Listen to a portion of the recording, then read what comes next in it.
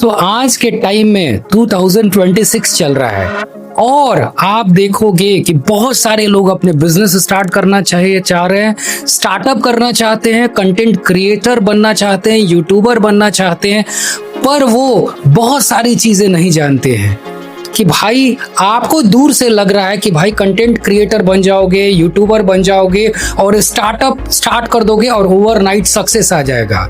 एक स्टार्टअप या एक बिजनेस या कोई भी चीज पर्सनल ब्रांडिंग बिल्ड करने में बहुत टाइम देना पड़ता है और बहुत हार्ड वर्क करना पड़ता है। बिजनेसेस बिल्ड होते हैं बहुत सारे फेल्योर से, बहुत सारे लर्निंग से, बहुत सारे हिट एंड ट्रायल मेथड से, बहुत सारे प्रोबेबिलिटी गेम्स खेलने पड़ते हैं एक बिजनेस को बिल्ड करने के लिए।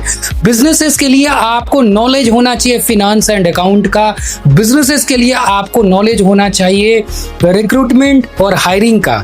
अगर आप एक बंदे को हायर कर रहे हो तो आपको पता चलेगा कि भैया बंदा तो रिज्यूम उसका अच्छा था, लेकिन जब आपने उसे हायर कर लिया, ऑनबोर्ड कर लिया, बंदा काम करने लगा तो अब उसका नॉलेज नहीं है और वो रिजल्ट नहीं दे पा रहा है, वो प्रोडक्टिव नहीं है। तो आपको हर चीज का बिजनेस में नॉलेज होना चाहिए, सेल्स का नॉलेज होना चाहिए, मार्केटिंग का नॉलेज होना चाहिए।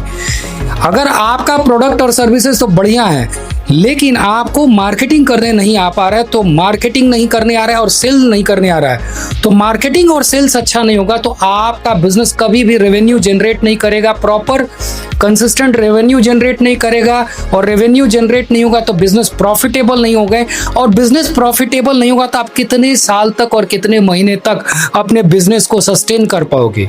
और मेरा तो ये कहना कि आपने बिजनेस स्टार्ट कर दिया और आप तुरंत फंडिंग के पीछे भागते हो। पहले आप देखो कि ऑर्गेनिकली अपने दम पर कितने ट्रैफिक ला सकते हो, कितने प्रोडक्ट और सर्विसेज को सेल कर सकते हो और कितने यूजर्स बना सकते हो अपने प्रोडक्ट और सर्विसेज के लिए। एक बार जब आपका बिजनेस मैच्योर हो जाएगा, कुछ क्लाइंट्स ऑनबोर्ड हो जाएंगे, सेल्स हो जाएगा, कुछ रेवेन्यू आप जनरेट कर लेते हो, तब जाके अपने बिजनेस को स्केल करने के लिए अगर आप फंडिंग लेते हो फिर कोई प्रॉब्लम नहीं है, क्योंकि कुछ बिजनेसेस के लिए आपको फंडिंग की जरूरत रहेगी।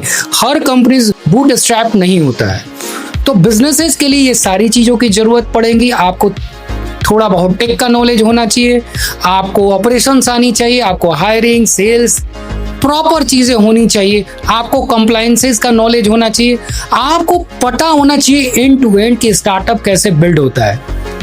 और 1, 2, 3, 4 साल तो ऐसे ही निकल जाएंगे आपको प्रैक्टिकल फेल होने में, इंप्लीमेंट करने में।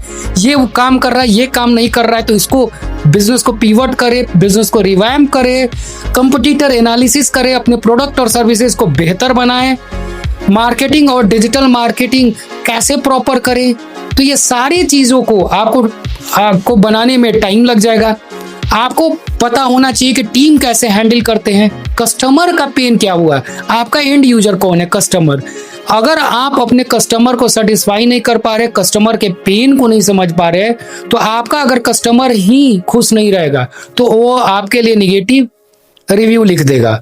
तो अगर एक कस्टमर को आप सॉल्व करते हो तो वो वर्ड ऑफ माउथ फैल जाएगा और बहुत सारे रिपीटेड कस्टमर भी आएंगे और वर्ड ऑफ माउथ के कारण आपके और भी कस्टमर बनेंगे। तो स्टार्टअप बनता है फेल होने से, लर्निंग से, स्ट्रगल से, हार्ड वर्क से। लॉन्ग टर्म में स्टेबल स्टार्टअप या बिजनेस बनता है। तो अगर आप एक 10 साल, 15 साल, 20 साल देने के लिए तैयार हो तभी आप स्टार्टअप या बिजनेस में आना, एल्स आप स्टार्टअप बिल्ड नहीं कर पाओगे। और स्टार्टअप या बिजनेस बिल्ड करने के लिए कोई भी इमोशनल और सीधा आदमी नहीं चाहिए। इमोशनल और वो जो सिंपल और सीधा आदमी है उसके लिए जॉब सबसे बेस्ट ऑप्शन है। बिजनेस के लिए स्मार्ट, श्रूड, क्लेवर, चालाक, हर तरह का बंदा चाहिए जो कि कस्टमर को हैंडल कर पाए, जुगाड़ू आदमी हो। ठीक है, थैंक यू। मिलते हैं नेक्स्ट वीडियो में। Thank you.